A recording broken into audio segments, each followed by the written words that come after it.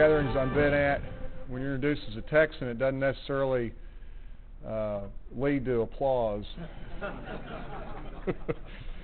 So it's nice to have that one.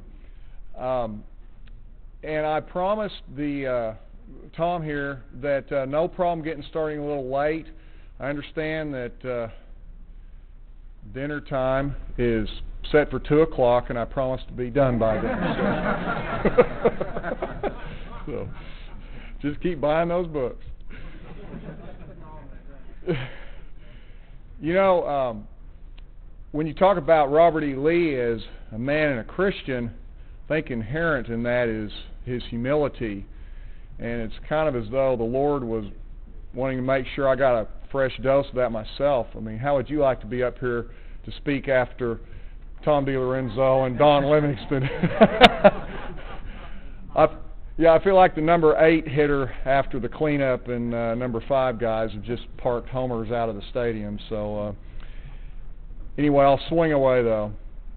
Those men are heroes of mine. I've watched them for years from afar, and then in recent years having had the privilege to meet them, watch them from a little more closely. But long before they ever knew who John Dwyer was, I was watching them and learning from them.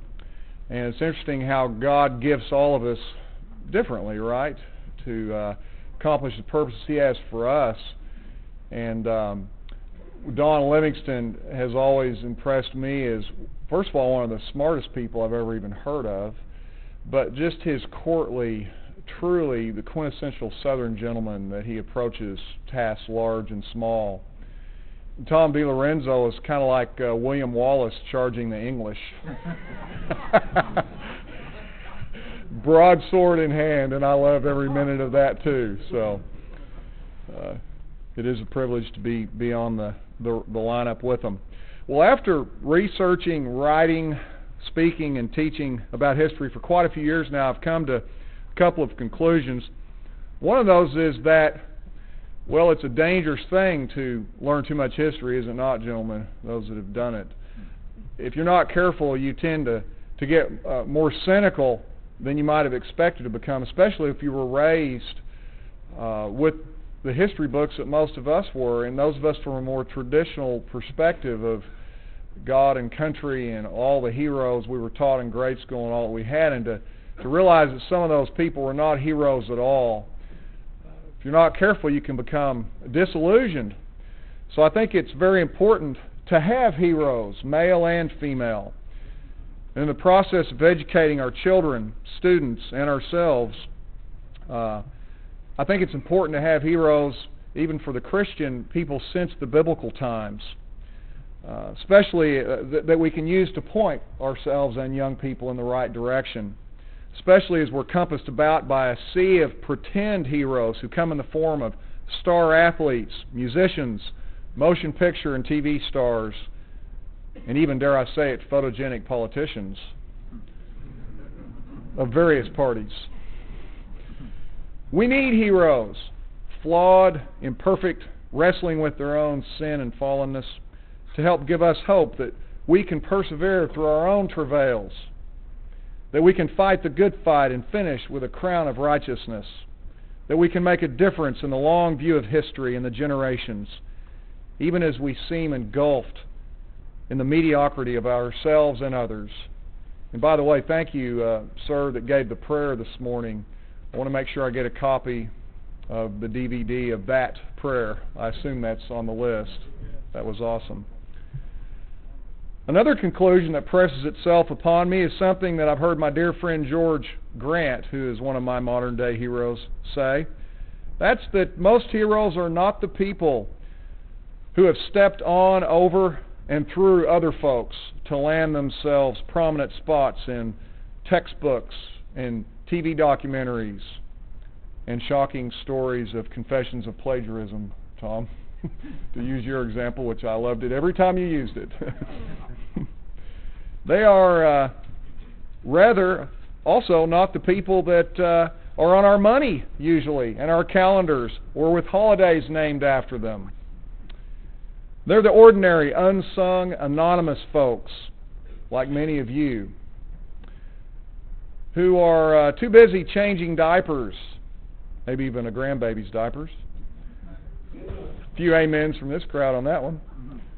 Getting up early to go to a job you don't particularly like, and maybe never particularly did.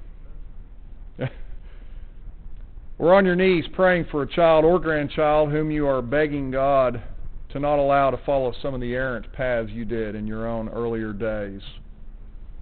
You're too busy doing these types of things to ever get yourself famous. By such folks, George Grant says, our destinies, nations, and histories finally changed. And yet God has been merciful to bless us with a small company of men and women bearing such unusual and exalted Christian character that they stand up under the most extreme of scrutinies. The truth that comes out about their lives long after they die. They not only bear up, in fact, but they offer us hope that God can and will use a struggling, sometimes doubting, often afflicted and failing Christian, a Christian like you and me perhaps, for His glory and the good of others. Such a man was Robert Edward Lee, and as many of you no doubt know, General Lee was a man who struggled for the length of his life with frequent bouts of severe despair and depression and anger. And yet look how he was used and is continuing to be used. Such a woman was Mary Custis Carter Lee, his beloved wife of nearly 40 years, and we'll hear a little bit from both of them today. How profound indeed could be your life or mine if, as General Lee advised the mother to teach her baby son as he grew to manhood, we would deny ourselves. Well, I want to journey with you for a few minutes today through the life of General Lee, and I want to consider several aspects of that life that are not the ones the documentaries and biographies of any persuasion typically explore. Lee, the family man. Lee, the leader of spiritual revival in his army. Lee, the post-war peacemaker. And Lee, the godly example. I should add that Lee's earliest memories of life were sitting on the knee of his mother as she read the Bible, the Book of Common Prayer, and the catechisms to him. That's from his own recollection.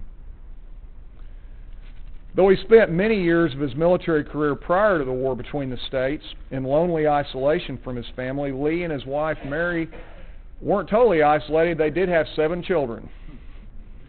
For extended periods of time when he served at remote Army outposts, the family, remained at beautiful Arlington Plantation, inherited from her family across the Potomac River from what was then called Washington City. But Lee visited them as often as he could, and he penned a steady stream of letters to them throughout their separations